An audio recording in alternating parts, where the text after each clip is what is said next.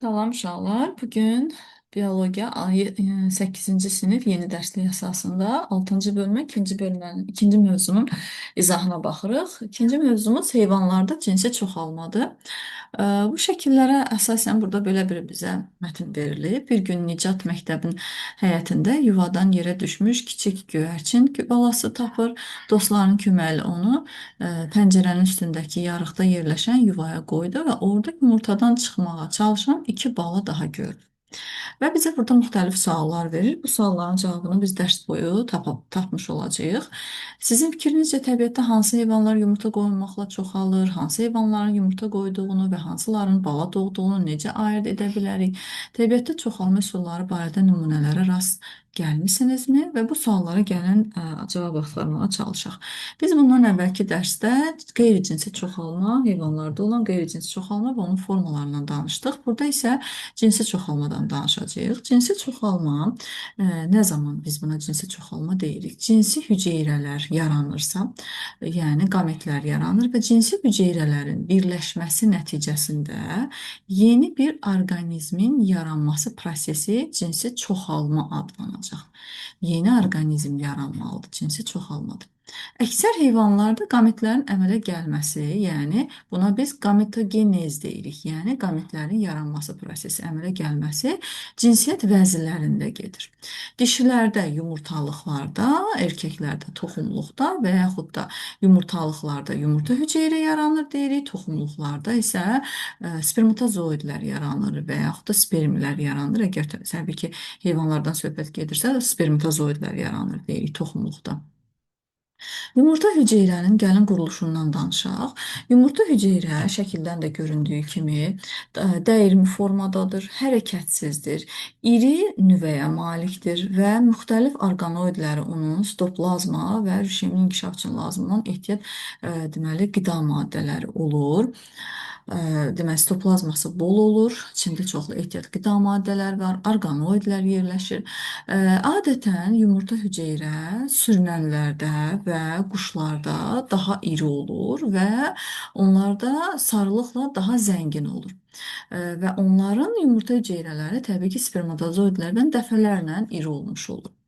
Bu yumurta hüceyrənin quruluşu. Amma məməlilərdə təbii ki, yumurta hüceyrəsinin sarılığı az olur, ona görə də yumurta hüceyrə çox kiçik olur.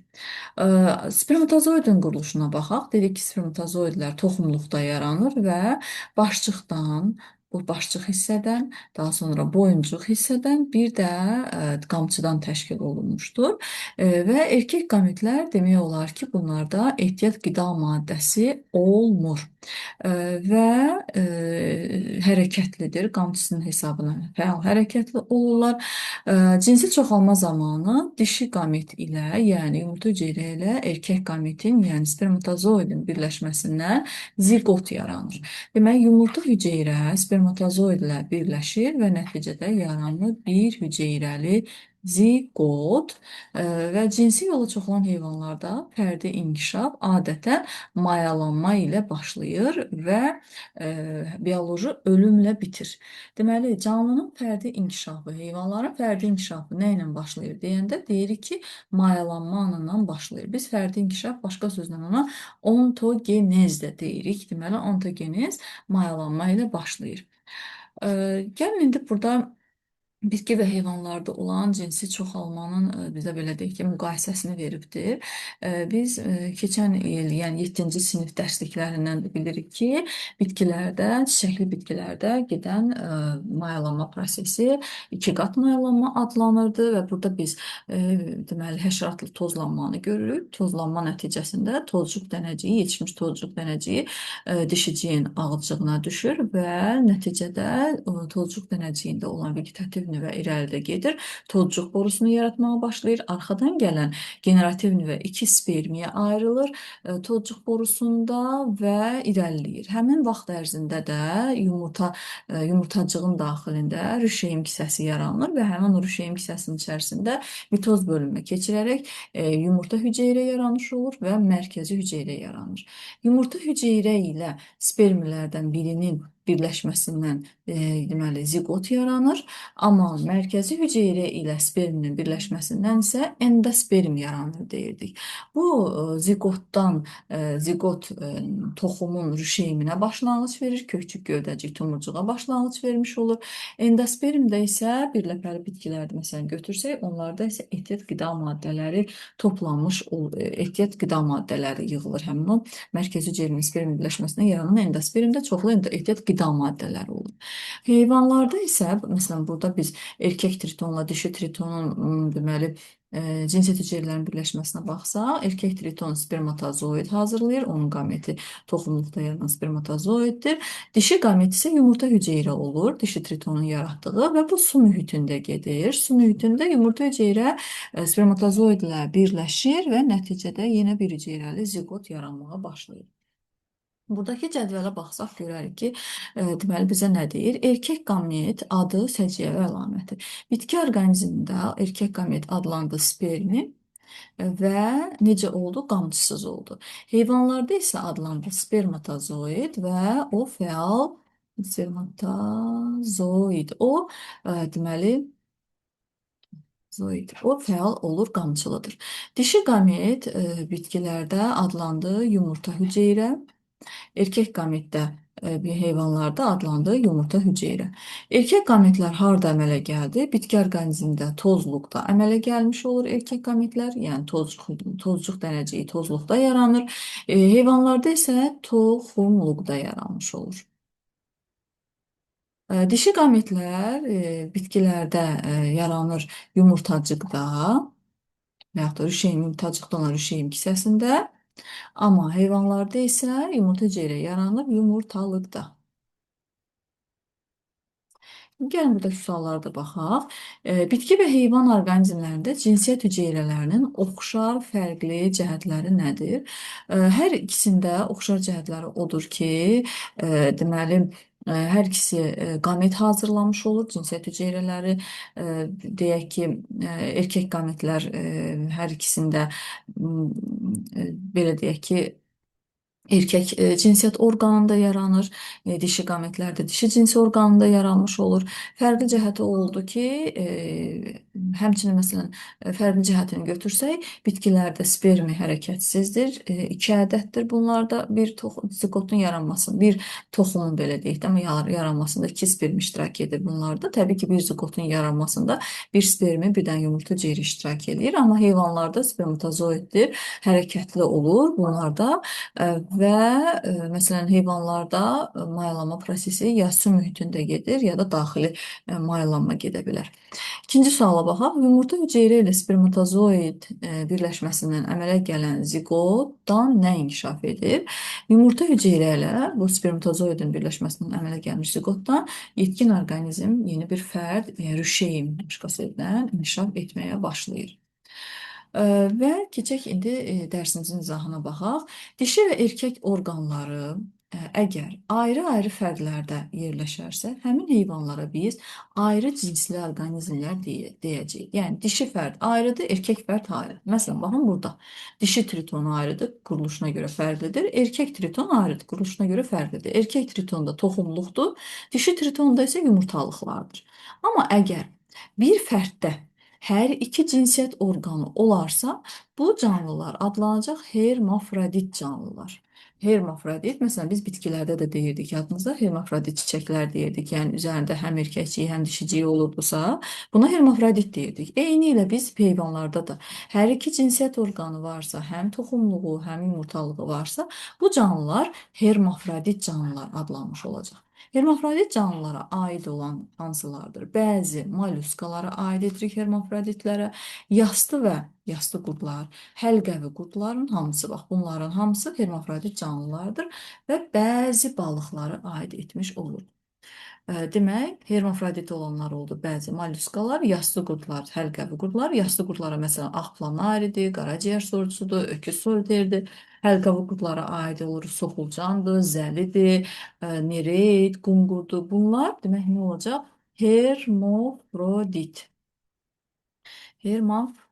hermafrodit canlılar adlanacaqlar və bəzi balıqlar hermafroditdirlər. Mayalanma nəyə deyildi? Mayalanma dişi və erkək qametin nüvələrinin birləşməsi nəticəsində ziqot yaranır ki, bu proses mayalanma adlanır və hər iki valideynin irsi əlamətləri burada birləşmiş olur.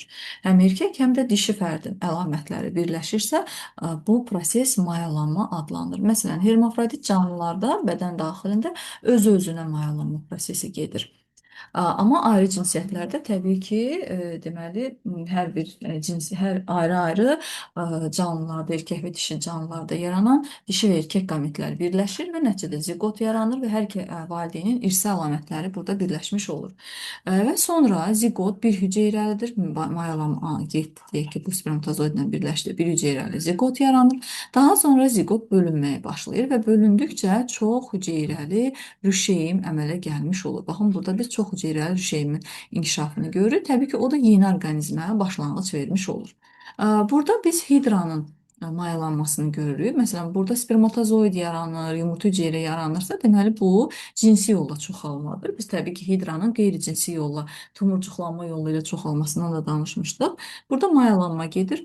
Yumurta hüceyrə hidranın bədənində yaranır. Yalançı ayaqlara malikdirlər. Spermatozoidlər hərəkətlidir, su mühitinə buraxılır və yumurta hüceyrə spermatozoidlə mayalandıqdan sonra yumurta hüceyrə mayalanır və yaranır mayalanmış yumurta. Sonra əlverişli şərait, yəni bu nə zaman olur? Əlverişsiz mühitdə, məsələn payızda bu şəkildə çoxlu mayalanmış yumurtalar yaranır və qışda bunlar məhv olur. Məhv olur, onların yerində bax belə mayalanmış yumurtalar qalmış olur. Yazda hava şəraiti yaxşı olduqda mayalanmış yumurtalar təzədən bölünür və bir dənə mayalanmış yumurtadan bir ədəd cavan hidra yaranmış olur və bu hidra daha belə deyək, irsi xüsusiyyətləri zəngin olan və ətraf mühitin əlverişsiz şəraitinə daha dözümlü olan bir fərd yarandı. Təbii ki, cinsi yolla çoxalan canlılarda yeni genetik məlumatlar toplandığına görə onlar dəyişən mühit şəraitinə daha çox dözümlü olurlar. Və adətən mayalanmanı iki yerə bölürük. Mayalanma bir olur daxili mayalanma, bir də olur xarici mayalanma. Xarici və daxili mayalanma adlanmış olur. Adətən mayalanma prosesində əgər mayalanma prosesi dişi fərdin bədənində, kənarda, bədənində yox, kənarda, məsələn, su mühitində təbii ki, gedirsə, bu xarici mayalanma. Demək, xarici mayalanma su mühitində gedir. Amma dişi fərdin daxilində gedirsə, təbii ki, bu mayalanma daxili mayalanma adlanmış olacaq. Xarici mayalanma əksər halda dedik, su mühitində gedir və nəticədə yeni yaranan orqanizm də elə suda inkişaf edir və adətən xarici mayalanma zamanı daha çox qamet istehsalı yaranır. Yəni qametlər daha çox yaranır ki, təbii ki, bu su mühitində müəyyən xarici faktorların təsirindən məhv olur həmin o qametlər. Heç olmasa bəzi qametlər qalsın, mayalanma getsin ki, canlı öz nəslini davam etdirə bilsin. Adətən xarici mayalanmada iştirak edən canlılar bağırsaq boşluqlulardır. Yəni məsələn hidradır, mərcan polipləridir. Suda, quruda yaşayanlardır, yəni qurbağalar, tritonlardır və bir çox balıqlar. Yəni balıqların əksəriyyəti su mühitində gedir. Onlarda mayalanma xarici mayalanma adlanır. Burada bizə belə bir sual verir. Mayalanma prosesi xaricdə gedən orqanizmlər yüzlərlə, milyonlarla qametlər əmələ gətirir. Bunun səbəbi nədir? Bayaq dediyim kimi, həmin qametlər əlverişsiz mühitə düşəndə məhv olur və o məhv olmuş qametlər, yəni heç olmasa bir qismi mayalanmada iştirak etsin və yeni canlıya başlanğıc vermiş olsun deyə bu qədər çox olur qametlərin sayı. Daxili mayalanma dedik, bu dişi orqanizmin daxilində gedir və adətən qametlərin birləşməsi dişi fərdin cinsiyyət yollarında baş verir. Və daxili mayalanmada olan, yəni iştirak edən canlılar hansılardır? Buğum ayaqlılardan gedir daxili mayalanma. Buğum ayaqlılara aiddir xərçəng kimilər, hörümçək kimilər və həşəratlar. Sürünənlərdə gedir daxili mayalanma. Bura aiddir ilanlar, kərtənkələr, bu qələmun olsun, sibağalar olsun, timsahlar olsun, hatteri olsun. Quşlarda gedir daxili mayalanma və məməllərdə gedir.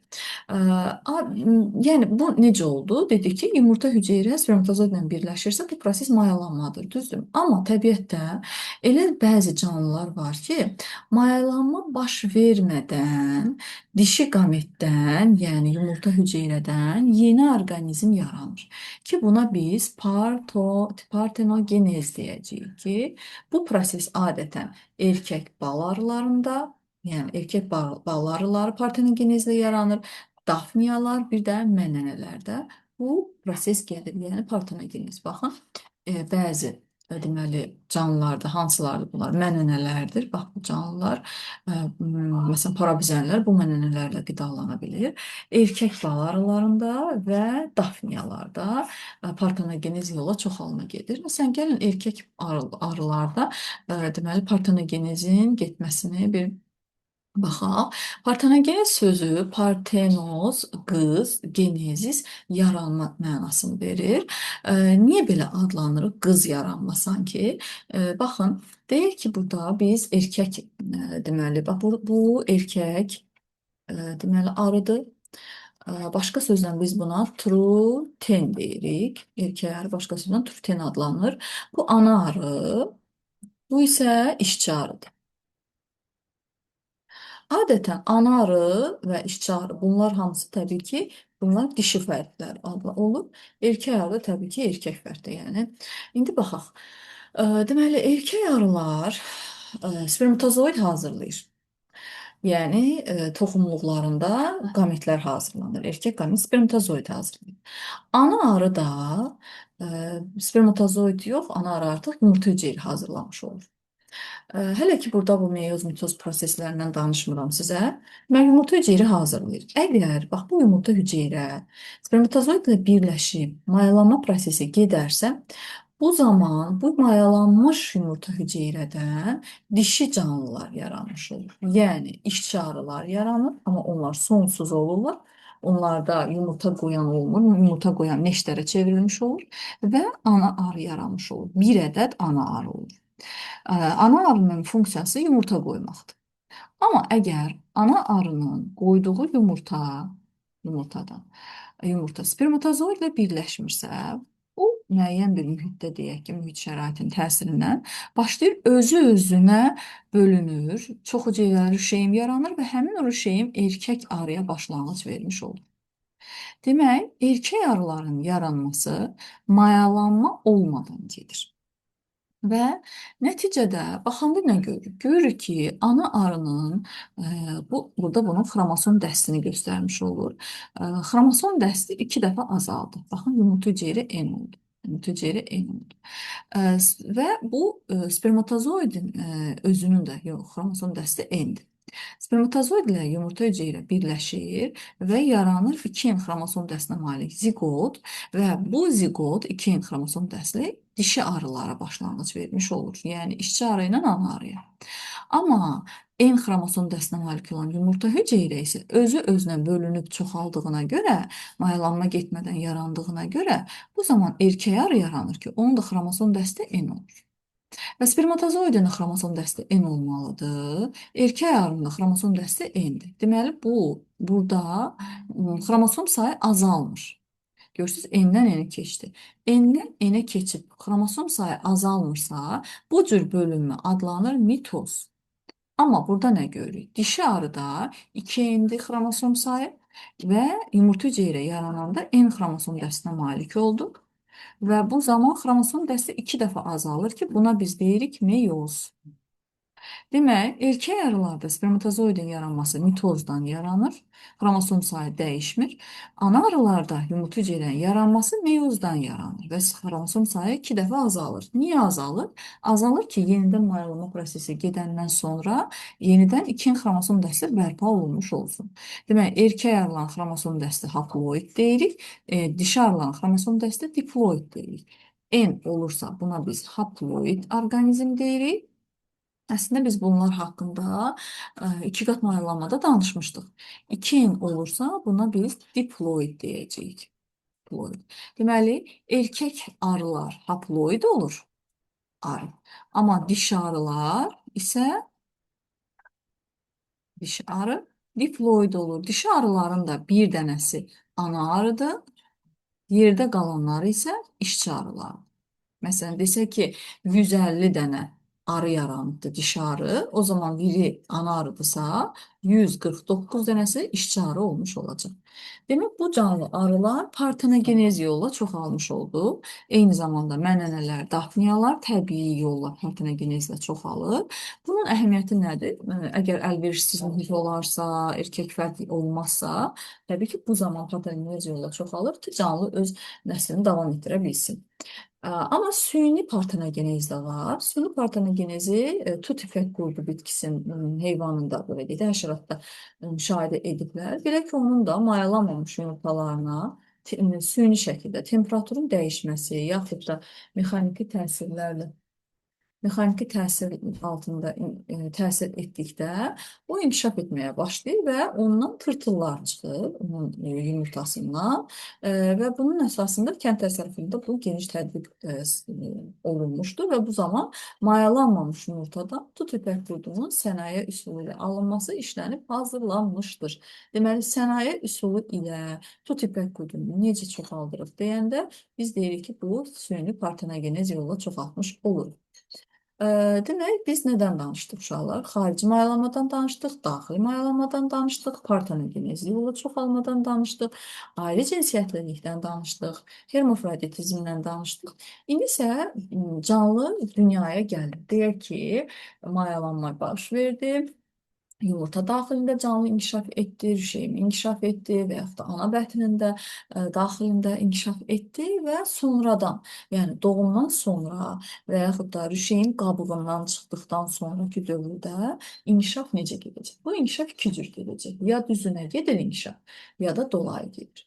Bəzi canlılarda inkişaf düzünə gedir, bəzilərində dolayı gedir. Düzünə inkişaf getmək nə deməkdir? Bu mərhələdə yumurtadan çıxan fərd eynilə yetkin fərdə tam oxşuyur. Yəni burada sürfə mərhələsi olmur. Sürfə yoxdur. Yumurtadır, mayalanmış yumurtadır. Mayalanmış yumurtadan ziqot rüşeym inkişaf edir və orqanizm, yeni doğulan orqanizm, dünyaya gələn, yumurtadan çıxan orqanizm yetkin fərdə tam oxşuyur. Sadəcə olaraq nəyinə görə fərqlənir? Ölçüsünə görə fərqlənir. Amma tamamilə yetkin fərdə oxşuyur. Bu kimlərdir? Hansı canlılardadır? Bu zəlilərdədir, həlqəvi qurdlardan, hörümçəklərdə, çox ayaqlılarda, sürünənlərdə, quşlarda və məməliyərdədir. Yəqin görmüsünüz, məməlinin balası dünyaya gəlmişsə, pişiyin balası dünyaya gələndə eyni ilə pişiyə bənzəyir. Və yaxud da quşun balası yumurtadan çıxanda eyni ilə quşun özünə bənzəyir. Və yaxud da ilanın, sürünənlərin deyək ki, yumurtadan çıxan balası eyni ilə özünə oxşuyur. Yəni bu cür inkişafa biz düzünə inkişaf deyəcəyik. Deməli, bu düzünə inkişaf adlanır. Bir də var dolayı inkişaf. Dolayı inkişaf tipində isə artıq sürfə mərhələsi olur və yumurtadan çıxan sürfə bir sıra çevrilmələrdən sonra, yəni çevrilmə, yəni metamorfoz çevrilmə keçirdikdən sonra yetkin fərdə oxşamağa başlayır. Məsəl üçün, biz bunu sfoid meduzalarında, buğum ayaqlarda bunu müşahidə etmiş olarıq. Məsələn, sfoid meduzasına baxsaq, görərik ki, sfoid meduzasının bu deməli, buradan spermatozoidlər yaranırsa, bu erkək fərddir, bu onun dişi fərdidir. Dişi fərdi yumurta qoyur və yumurta ilə spermatozoidlər birləşir, nəticədə sürfə yaranır. Bax, bu onun sürfəsidir. Onun sürfəsi adlanır planula, kirpikli sürfədir. Planula hərəkətlidir, sonra torpağa düşür və növbəti sürfəsi yaranır. Bax, bu polip. Polip çox ayaqlı deməkdir və bu polip çoxalır, bölünür və nəticədə cavan meduzalar yaranır. Bax, bunların hər biri bir meduzadır. Elə bir boşqab tərsinə çevrilib, sonradan belə fırlanır. Bax, bu şəkildə qalmış olur ki, bu meduzanın deməli, sürfələridir. Deməli, sfoid meduzalar dolayı yola inkişaf etmiş olur. Amma hansı canlılar başqa dedik? Məsələn, buğum ayaqlardan həşəratları götürsək, onların da inkişafı dolayı yolla gedir. Yəni, onlarda da sürfə olur. Amma onların dolayı inkişafının özü belə iki cür olur. Tam və natamam yolla çevrilməklə və yaxud metamorfozla gedir. Demək, dolayı inkişafın iki forması var. Bir var tam çevrilmə ilə gedən, bir də var natamam çevrilmə ilə gedən. Əgər natamam çevrilmə ilə gedirsə, bu zaman yumurtadır. Yumurtadan çıxan sürfə və sürfə görünüşünə görə nisbətən yetkin fərdə oxşuyur, amma çox kiçik olur və yetkin fərd. Deməli, natamam çevrilmədə 3 mərhələ oldu. Amma tam çevrilmədə isə bu zaman əlavə olaraq pup mərhələsi də əlavə olunur ki, yumurta, sülfə, pup və yetkin fərd ancaq deməli pup, yəni tam çevrilmə yalnız və yalnız bu həşəratlara aid xüsusiyyətdir. Həşəratlarda bu şəkildə olur. Başqa bir canlılarda pup olmur. Deməli, tam çevrilmə neçə mərhələdən ibarət oldu? 4 mərhələdən ibarət olmuş oldu ki, bu biz danışdığımız yalnız həşəratlarda danışırıq dolayı yolla. Məsələn, balıqlar da dolayı yolla inkişaf edir. Balıqlarda sürfədən, deməli, onlarda yumurtadan sürfə çıxır ki, onların sürfəsinə biz körpə deyəcəyik, körpə balıq deyəcəyik. Yəni balıqlar da deməli dolayı yolla inkişaf edir. Ə, amma nə oldu? Amma dedi ki, düzünə inkişaf edən yerdə qalan məsələn quş, məməli, hörümçək, çoxayaqlı, zəli, sürünən bunlar isə dolayı yolla inkişaf etmiş olur. Gəlin burada öyrəndiklərinizi tətbiq edin hissəsinə baxaq. Demək bizə cədvəl verilib və deyilir ki, bunu tamamlayaq. Əlamətlər verilmişdir, qeyri-cinsi çoxalma verilmişdir və cinsi yolla çoxalma verilmişdir. Valideyn fərdlərin sayı qeyri-cinsi çoxalmada bir fərd iştirak edir, cinsi çoxalmada iki fərd iştirak edir. Bir dənə də onu sizə deyim ki, uşaqlar qeyri-cinsi yolla, məsələn, bitkilərdə deyirdik də, qeyri-cinsi yolla çoxalma olurdu. Orada calaqla çoxalmada iki fərd lazım idi. Bir calaq üstü, bir də calaq altı. Sonra qamet əmələ gəlmə. Qeyri-cinsi yolla çoxalmada qamet əmələ gəlmir. Amma cinsi yolla çoxalmada qamet əmələ gəlir. Spermatozoidlə yumurta hüceyrələrinin birləşməsi bu aiddir cinsi çoxalmaya. Qeyri-cinsi çoxalmada belə bir şey yoxdur. Nəslin sayı. Qeyri-cinsi çoxalmada, deməli, nəslin sayı çox ola bilər. Amma cinsi çoxalmada nəslin sayı az olur. Məsələn, daxili mayalanma ilə gedən canlılarda nəsil sayı adətən az olur. Çünki daxili mayalanmada olan canlılarda nəsil qayğısı var. Valideyn fərdlərin, yəni nəsil sayı orada daha az olur. Çünki daha az qameti yaranmış olur. Valideyn fərdlərlə oxşarlıq qeyri-cinsi çoxalmada tam oxşar olur valideyn fərdə, amma cinsi çoxalmada isə qismən oxşuyur. Yəni hər iki valideynin qarışıq əlamətləri olur burada. Nəslin qayğısına qalmaq. Qeyri-cinsi çoxalmada nəsil qayğısına qalma yoxdur, amma cinsi çoxalmada bəli, nəsil qayğısına qalma var. Xüsusilə də daxili mayalanma olan canlılarda. Nəslin sağ qalma ehtimalı. Qeyri-cinsi yolla çoxalmada sağ qalma ehtimalı azdır, amma qeyri-cinsi çoxalmada sağ qalma ehtimalı daha çoxdur. Təbii ki, nəyə görə? Çünki nəsil qayğısı var ona görə. Hansı mayalanma üsulunda nəslin sağ qalma ehtimalı daha yüksəkdir? Təbii ki, cinsi çoxalmada. Nəyə görə? Çünki burada dedik ki, nəsil qayğısına qalma çox olduğuna görə nəslin sağ qalma ehtimalı da çox olur. Eyni zamanda burada ziqot yaranır ki, əlverişsiz mühitdən onu qoruya bilir. Hansı çoxalma üsulunda nəsil ətraf mühit şəraitinə daha yaxşı uyğunlaşır? Təbii ki, bu cinsi yolla çoxalmadır. Çünki yeni genetik əlamətlər yaranır ki, bu yeni əlamətlər də xarici mühitlə uyğunlaşmanı deməli təmin etmiş olur. İnkişafı tam çevrilmə yolu ilə gedən həşəratlarla, inkişafı natamam çevrilmə yolu ilə gedən həşəratlar arasında hansı fərq var? Tam çevrilmə ilə gedən orqanizmlərdə nə oldu? Pup yaranmış olur, pup mərhələsi, amma natamamda pup mərhələsi olmur. Hansı ki, pup mərhələsində canlı hərəkətsiz olur və burada tamamilə yeni orqanlar yaranmağa başlayır. Yəni tam metamorfoz burada baş vermiş olur, dəyişkənlik çevrilmə baş verir. Öyrəndiklərinizi yoxlayın. Nəyə görə partenogeniz cinsi çoxalma üsulu sayılır? Çünki bu zaman cinsiyyət hüceyrələri yaranır. Onun orqanizm üçün əhəmiyyəti nədir? Orqanizm üçün əhəmiyyəti odur ki, erkək fərd olmadıqda, əlverişsiz mühit olduqda bu şəkildə canlı çoxala bilir. Daxili mayalamanın xarici mayalamaya nisbətən üstünlüyü nədir? Xarici mayalanmada qametlər xarici mühitə buraxılır və orada xarici faktorların təsirindən məhv olmaq ola bilər. Amma daxili mayalanmada bu deməli minimuma enir, yəni bu ehtimal və təbii ki, daxili mayalanma olan canlıların əksəriyyətində məsələn sürünəndir, quşməməlidir və yaxud da quşməməlini götürsək, bala qayğısına qalma olur. Amma xarici mayallamada belə bir şey yoxdur. Xarici mayallama hansı xüsusiyyətlərinə görə fərqlənir? Xarici mayallama su mühitində gedir, daha çox qametlər burada iştirak etməlidir, təbii ki, və nəsl qayğısına qalma olmur. Nə üçün dolayı inkişafın sonradan əmələ gəlməsini ehtimal edirlər? Bunun bioloji əhəmiyyəti nədir? İlk canlılar yaranan zaman canlılarda düzünə inkişaf getmişdir. Yumurtadan birbaşa yetkin fərdə oxşar canlılar yaranırdı. Amma bu canlılar arasında olan rəqabəti artırır. Nəticədə canlılar yaşamaq uğrunda daha belə deyək ki, aktiv mübarizə aparırlar. Ona görə bir-birinin sayını azaltmağa başlayırlar rəqabət apardığına görə. Amma sürfə mərhələsi olduqda, pux mərhələsi olduqda canlılar fərqli-fərqli quruluşda olduqlarına görə bir-biri ilə mübarizə aparmırlar. Yəni eyni qida ilə qidalanmırlar, eyni quruluşa malik olmadıqlarına görə bir-birindən az təmasda olurlar. Ona görə də bu onların sağ qalma ehtimalını daha çox artırmış olur ki, bu da təbii ki, sonradan yaranmış bir uyğunlaşmadır. Bu qədər uşaqlar bu dərsimiz. Sağ olun.